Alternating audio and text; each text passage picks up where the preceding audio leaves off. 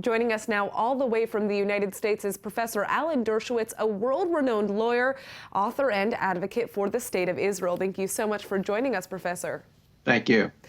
Now, let's begin with President Trump's visit to the United States. Lots of Israelis are claiming that Trump has missed the chance to push for peace where it counts following his recent visit to Saudi Arabia, where he gave an important anti-terror speech to Arab and Muslim leaders, but somehow failed to push for regional acceptance of the Jewish state. What is your response to his decision not to do so? Well, I think he is doing so. I think he's doing so in private. I think he will do so in Israel. I thought the speech in Saudi Arabia was generally good. I wish he had pointed a finger at Qatar for supporting what he correctly called a terrorist organization, Hamas. I hope that he means it when he says there will be an agreement among all the Emirate countries no longer to support terrorism, whether it be Saudi Arabia sending incitement messages through its schools and curriculum, or Qatar basically funding Hamas and much of Hamas's terrorism. But generally, I thought his speech in Saudi Arabia was presidential and balanced and pretty good.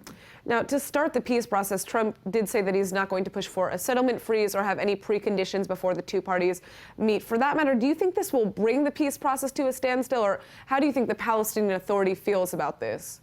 Well, I'm hoping that he will actually press the Saudi Arabian proposal, not the peace plan, but the Saudi Arabian proposal, which says that Saudi Arabia and the Emirates will begin to have recognition, obviously writ small, with Israel, allow Israeli planes to fly over, allow telephone lines to be established, allow business deals to be done openly. They're being done, obviously, now below the surface, in exchange for Israel freezing settlements beyond the security barrier deep in the West Bank and doing something for Hamas and Gaza in terms of humanitarian aid.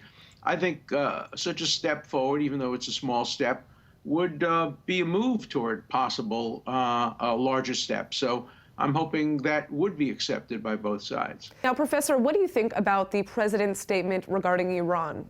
I think it was a very positive statement. He said and he emphasized that the United States will never, ever allow Iran to develop nuclear weapons. That's very different from the policy of the Obama administration, which basically says, 8, 10 years, 12 years, the deal's done, we're not going to do anything. I think if this is American foreign policy, that Iran will never, under any circumstances, be allowed to develop nuclear weapons, it's actually in the deal.